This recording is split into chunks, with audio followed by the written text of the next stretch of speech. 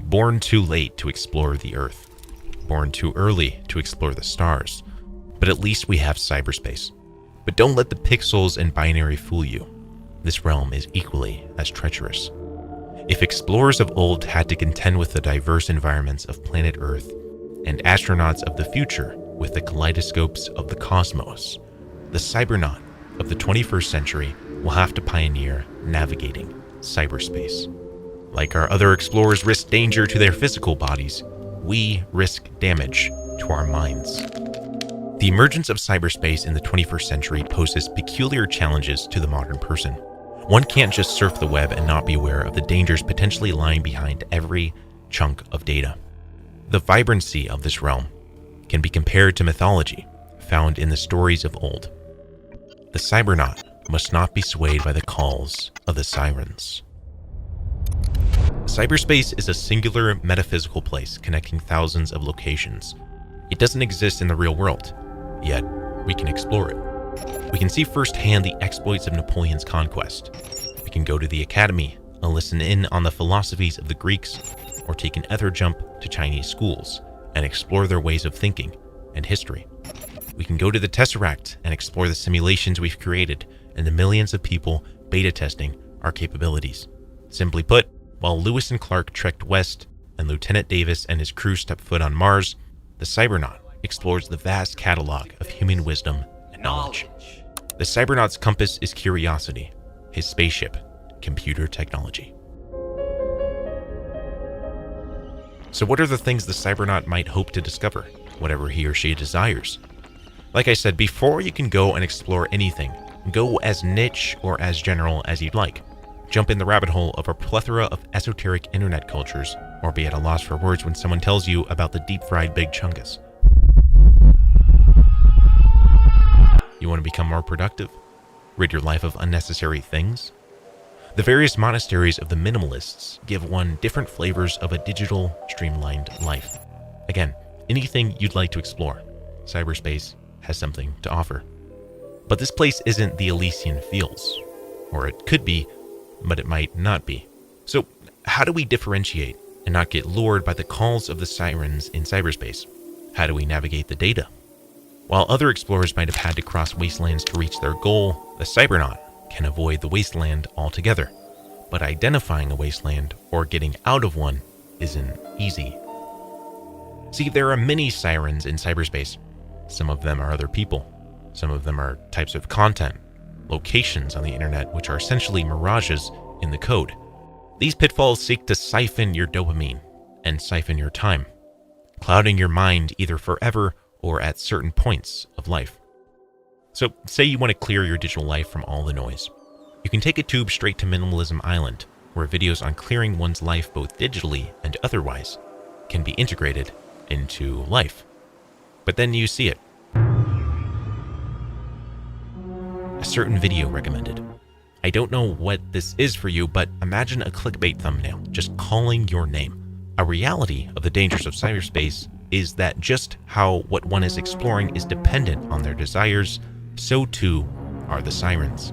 The siphoning of your dopamine and time is dependent on your particular inclinations at particular times. This realm and its sirens are in constant flux, adapting to the cybernaut. Keep this in mind while you're on the grid. Me and the boys navigating YouTube without falling to clickbait.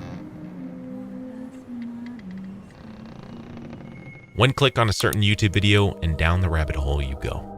A few hours here, a few hours there. Next thing you know, you're stuck watching a top 10 fastest animals on Earth video. Many such cases. And while the amount of things to explore stays relatively the same, or grows rather slowly, the number of sirens and wastelands doubles each week, growing exponentially. Take YouTube for example. New videos are constantly being uploaded. Millions of hours of content each day for years upon years upon years. One video vanishes into another, and what was once a quick video on digital minimalism is now a binge of 10 videos morphing into one piece of content.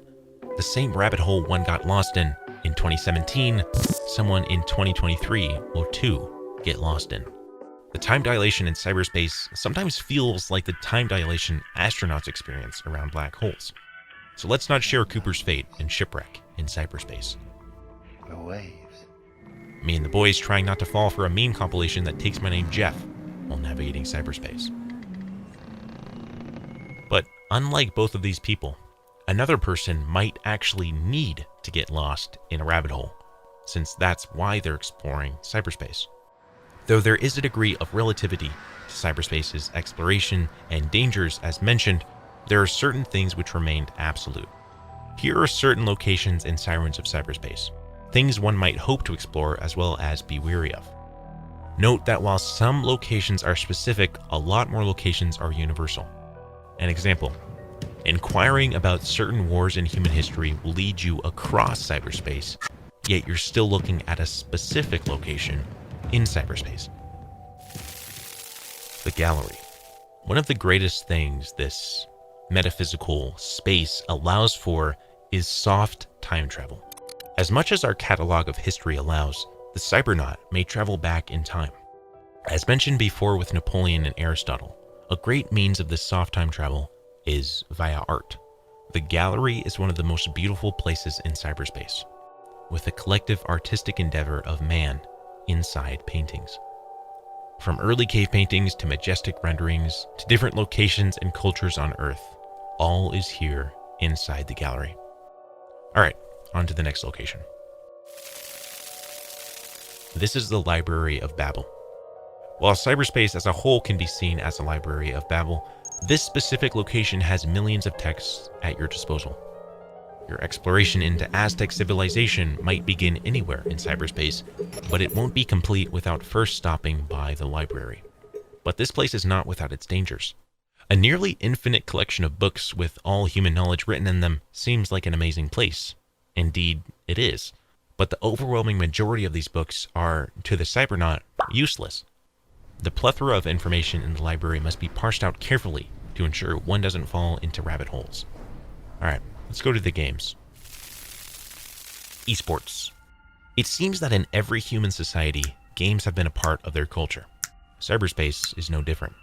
Cyberspace's Coliseum is found in the Tesseract, where professional teams duke it out in CSGO, League of Legends, and Battle Royale games to the cheers of millions of fans, many of which themselves commit hours upon hours to gaming each day.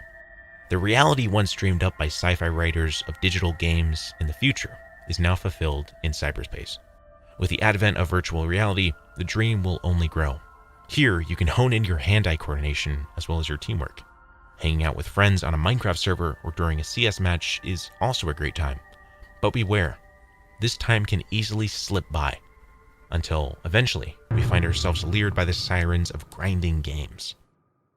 Not all places in cyberspace are seemingly benign. Up next, we visit the dark web. Sit. Sit. Wagtail. What are you doing? Trying to teach my old dog a new trick. Sit. And how is that working out for you? Not well so far. I've seen people tell their dog to sit, and the dog sits. So I figure if I tell it to sit, it will eventually sit. Sit. That has to be the dumbest thing I've ever heard. We'll see who's laughing when the thing sits. Sit. Sit. Why don't you just try Skillshare, What is a Skillshare? the online learning platform? Just type what you want to learn. Chances are, there's a course for it. See, right here, Canine Masterclass : bonding with your dog through dog training tricks and games. Okay, but what if I want to understand my cat on a deeper, psychological level? Right here, mate. Animal psychology. Learn to understand your pet. Yeah, but what if I want to write a sonnet in 7 lessons? Write a sonnet in 7 lessons. How much is this so-called quote-unquote Skillshare? $10 a month, plus the first 1,000 Disrupt members get. Finally, my dog has sat. Calvin? Calvin? What? Your dog was always sitting. Stand.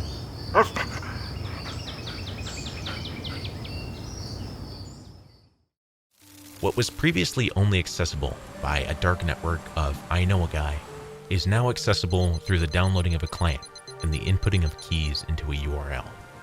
Now, this place isn't as depraved as some would have you believe, but its infamy is warranted.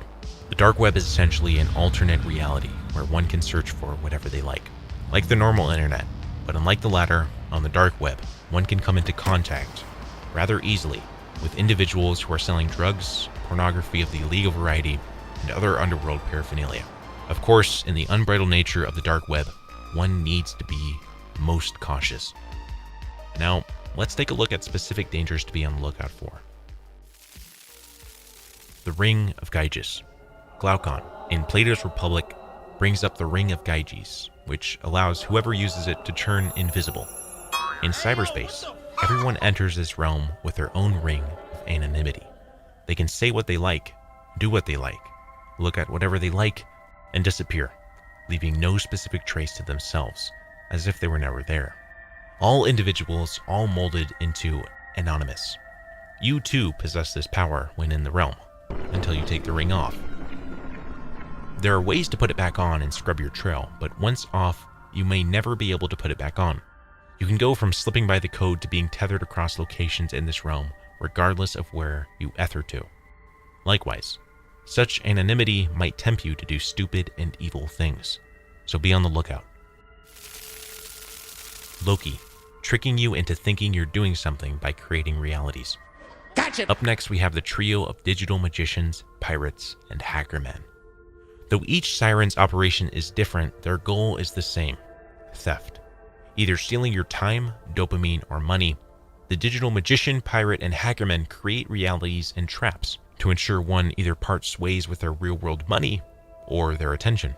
On Instagram, these VFX artists create an illusion of glamorous lives, leaving you scrolling and scrolling and scrolling and scrolling and scrolling and scrolling and scrolling and scrolling. The pirate raids your in-game stores, while hackerman uses the infrastructure of cyberspace to create traps in the form of keyloggers, credit card scams, or faulty ways to trade and steal your stuff.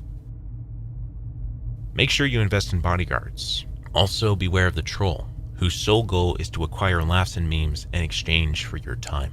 You don't have any friends. Nobody likes you.